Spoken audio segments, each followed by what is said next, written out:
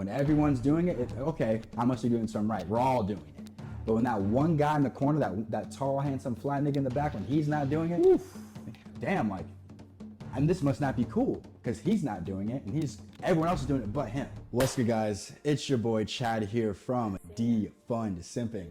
And I'm King Nico G. So today we're going over 3 things that we wish we knew earlier. It's no regrets. This is not a regret show. This is definitely about 3 things we should have learned earlier, but you get to learn how to do it today. So the things that we wished we learned earlier, you're gonna learn right now. Isn't that a beautiful thing? It is a wonderful thing. If only you could time lapse and go back and go back. Rewrite your doings rather. So the first thing I wish I would have known earlier is pain is necessary for growth. What I mean by that is this. In high school, actually, let's rewind. Young Chadwick, 8 to 13, right, was the man. Grades were good. I was the captain or the best player on every single team I was ever on. If Chad wasn't on the field, we weren't winning. Championships, MVPs, I was the guy. My head couldn't fit through that door, right? Very, very big ego, because I never lost. Like, I've just been the guy my whole life. Then I get to high school, and God's like, oh, you think you're tough shit? All right, let's do this. So 4 years of high school, I got to high school at 5'6" at 100 pounds. Oh my God. So, but here's the thing. I had the heart of a lion because I've always been the guy. I was very athletic. I was very tough. I was very strong-minded, but it didn't matter. The football coach is you're 100 pounds. You're not playing. So I'd work my ass off in practice, get there early, stay late, ask the coach what I could do to get better. He's like, son, nothing you can do. You're 100 pounds. Yeah, you know. And my mom is used to being like the mom at the game where everyone's like, because obviously I'm like, where I was from was mostly white neighborhood. So as the black kid, they knew who my mom was. Obviously, she's the only dark-skinned girl there. And she's used to being the mom that gets all the praise. What do you feed your son? What regimen is he on? To your son's on riding the bench the whole game, right? And that's the first time, I think I can think of that I cried. Now, it wasn't like I'm pouring down my eyes. It's just like that pissed cry, like your sister makes fun of you, like you're like your fists are all balled up and there's that little, you keep wiping that tear away. That anger. It's like, dude, like I'm better than everyone on this field, and I'm on the bench. But you don't have a chance to prove it. I'm no chance. If there was, hey, now you get to go and Chad, show what you can do. I can probably just as good or better. But I never got that chance. So that pain, I hated it. It was the first time I ever felt adversity in my life, and that pain transferred into everything I do today, which helped me out greatly. So before you tell yours, Nico, could you relate or add on to like ever going through pain that helped you get to where you need to be? I mean, yeah, of course. I was physically abused when I was a child. Yeah. Like, of course, and that put a chip on my shoulder, and it made me know from a very young age that I never wanted to feel helpless. And I never wanted to feel what it is that I felt at a very young age, and I couldn't do anything about it.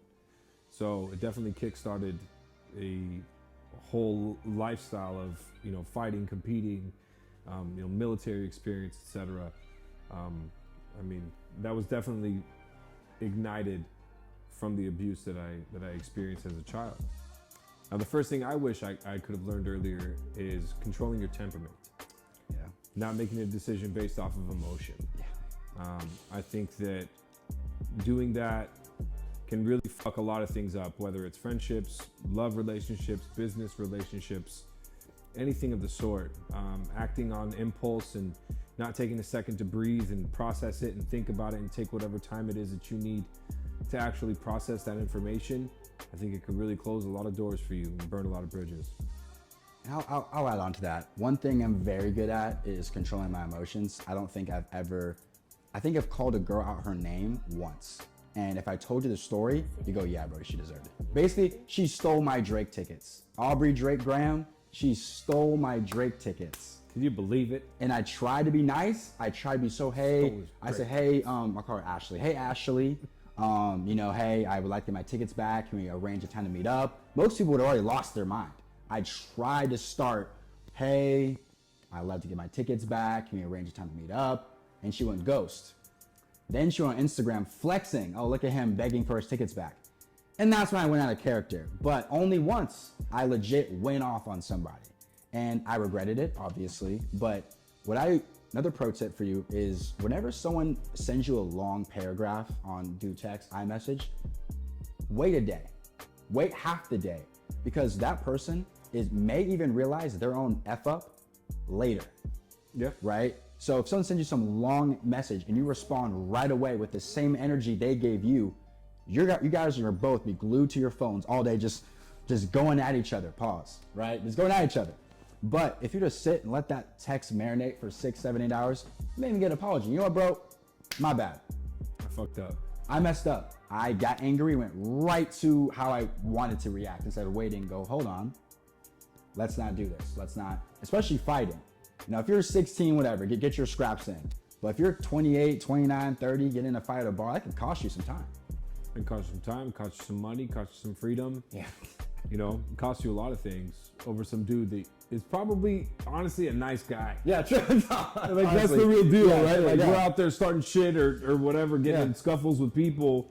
And it's like, it was just that wrong time at the wrong place. Stepped on a shoe. But really, that dude's probably a cool guy. True. I mean, I look back at the things that I've been through and I grew up with such a huge chip on my shoulder and I never wanted to feel helpless, whatever, all this other bullshit. And I would be out in public starting shit with dudes all the time when I was younger. All the time. And it's always something that I could have de-escalated. Absolutely. Every single time. I could have easily been like, hey man, you know what? Like, hey bro, my bad. Yeah. I'm dumb. I could have easily done that.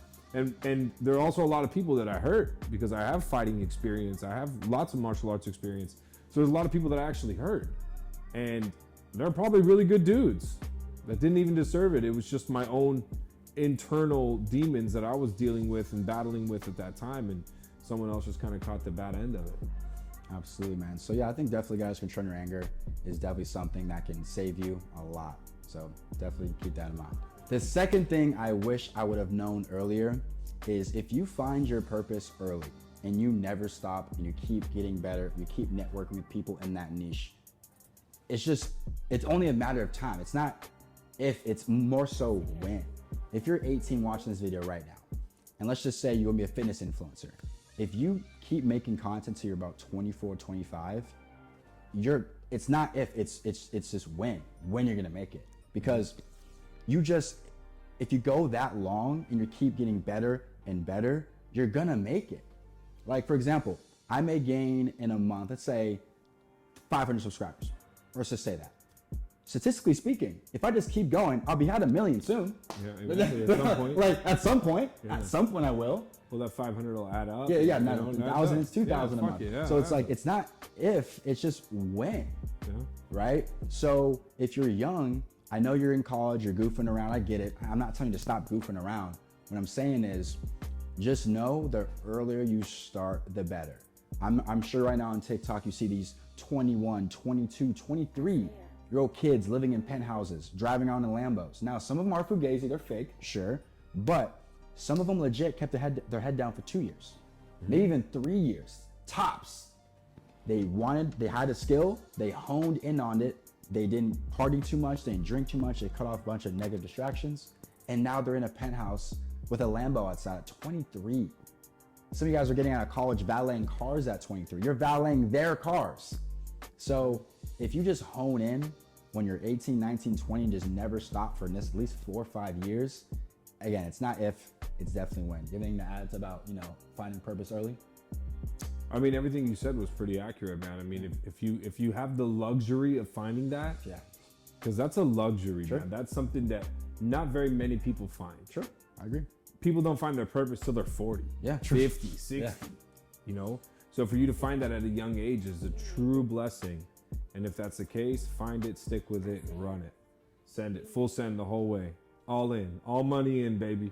Facts. So the second thing that I wish I learned earlier was being able to invest the money that I made. Good point. I was a fuck boy for a very long time in my life, did some crazy things. Came up on some cash that may or may not have been legal.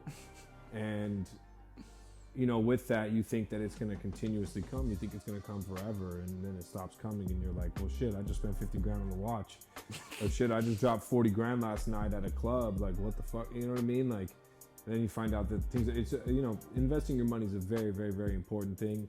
And I'm paying the price for it now in my 30s, you know, because I fucked off so much when I was younger that I could have been living a cool life right now. I could have been living a life of, with a Rari, with a couple Porsches, in a big mansion. Like I could have easily done that. Mm-hmm. And I fucked off a lot of things. So I'll speak on that as well. Mm-hmm. So a lot of kids are watching this are young. And if you're making $3 to $5 grand a month, like some of you are, you know, you're working as like a server or something like that, you don't have much money to invest. Like you pay some bills, you pay your car note, health insurance, you maybe got a couple $100, right? So my advice to you would be, now I know it's easy for me to say because I have a product. I know it sounds like, oh, you're trying to sell your product. But if you can find people who for free, who are where you want to be, and give them value, hey man, I'll wash your car, I'll do your emails, like find something that you're good at, offer it to them. Maybe they'll give you their time and services for free, or pay the price. You know, pay the price to be, hey man, you are where I want to be. What's the cost for monthly mentorship, right? Because you investing $80 a month into the S&P 500 won't give you the most. You know, it won't give you a lot back. Not the return that you're looking for. Yeah, exactly. Not the return you're looking for. I make like $4 or $5 a month with my contributions to S&P 500. Like it's not, the dividends aren't life changing. They just get invested right back. But if you're young and you want to get to the next level and you have a little bit of extra cash, either invest it into someone you want to be like and get mentorship, or offer something you're good at for free to them in exchange for their time. Because getting around people that are where you want to be is the best thing. Because, okay, let's say with your friends, and all they're talking about is girls and the weekend, which is very common for young people. Then you get around someone and said, yeah, man, it's about a $50,000 watch. You're like, wait, what'd you just say? That's about a $50,000 watch. Like 50,000? Like 50,000? Now you're like, wait a minute. Like my friends talk about girls in the weekend. They're talking about buying $50,000 watches like it's just casual. So then your mindset starts to change. You know what I mean? So definitely getting around people, either with you're giving up money or you're exchanging something for free. So the third thing I wish I knew earlier is when people call you crazy, you're actually on the right track. Now, if you're schizophrenic, seek some help. If you're doing speed and meth, yeah, seek help for that. But if you say, I don't drink, well, bro, you're a weirdo. I train 5 to 6 times a week. You're crazy. I don't eat carbs. You're insane. Like when people start shaming you for your good habits that you have, that's when you know you're on the right track. Because I love going to a house party, we'll kick back, and then, oh bro, shots, they want shots. Shot, you want one? No, I'm good. Oh, well, what? I'm not much of a drinker. Wait, what do you mean you don't drink? I just don't drink. Well, do you like never drink?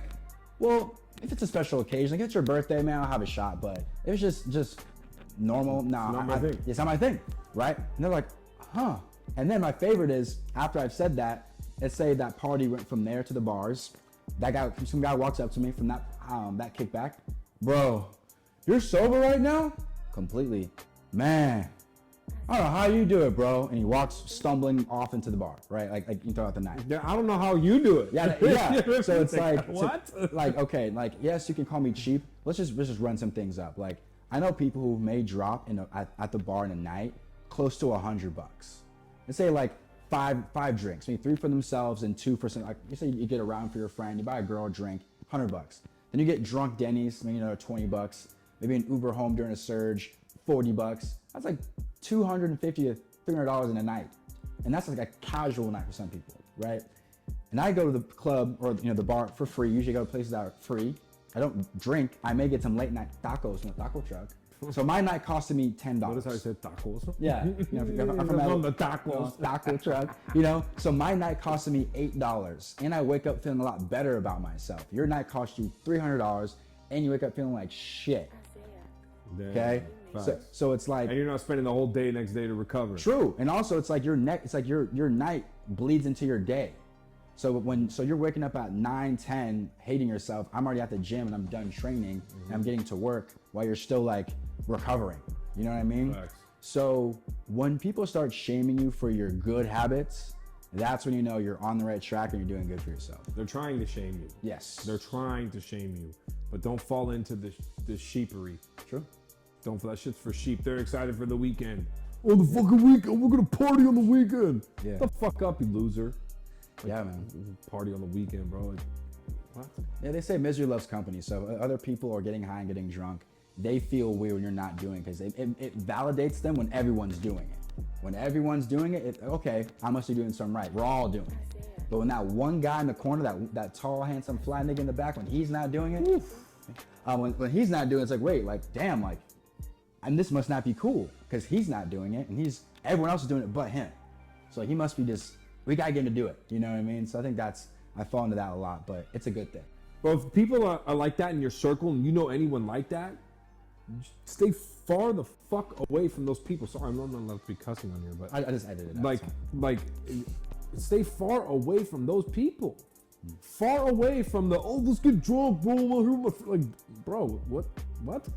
Especially, from my age group, right? I'm in my mid-30s now, right? Like, my friends we don't do that shit. It's not what it's about. You know what I mean? As you get older, you start to realize that it's about the special time that you can't buy time. So you start to divide your time in a way that is effective for you and things that actually make you internally happy. So the third thing I wish I would have known when I was younger is having thick skin. Support. Having thick skin is a very, very, very important thing to have. As you get older, well, not as you get older, but as you go through this life, you realize that no one gives a fuck. Nobody cares. Nobody cares about what it is that you have to do. Everyone has their own thing that they need to get done. You ever notice there's a million people driving on the freeway? Every single one of us is going somewhere.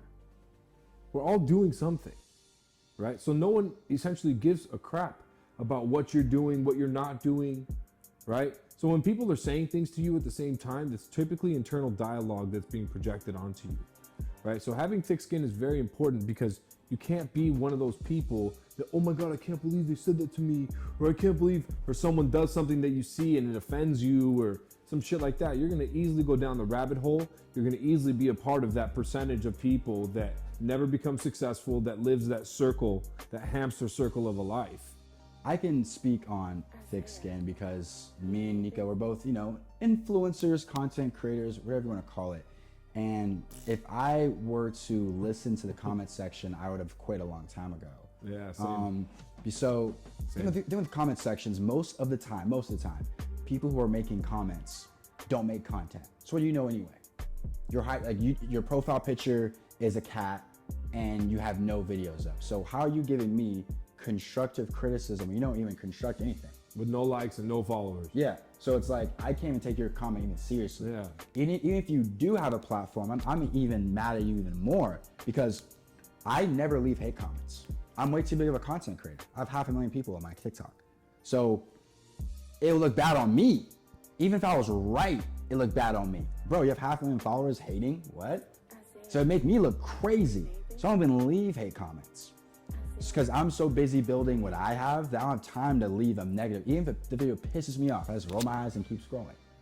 So you can't let people get you off of your line. You gotta stay on that line, dude. You can't let people, because most of the time, most people are jealous, bro. They're peanut butter and jealous. Most people are fucking jealous, and I got news for you, dude. It'd be the people around you that are closest to you.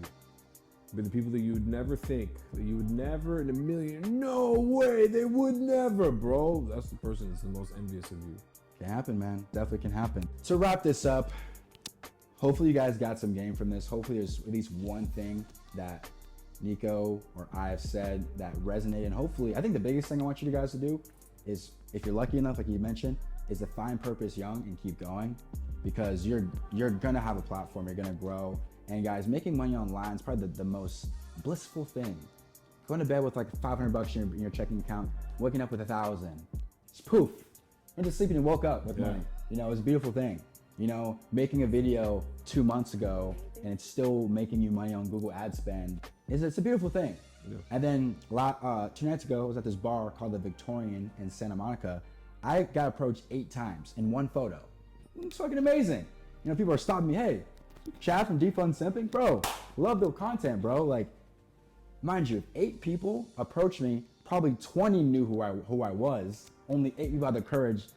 Only 8 people had the courage to actually walk up to me and say something. Because we all see people here in LA that are popping. We just don't say nothing. But how much of added a decent amount of value where they want to come up and actually talk to me. Yeah. Because you and I both, we see people, you're so-and-so, I don't really care. I don't really care.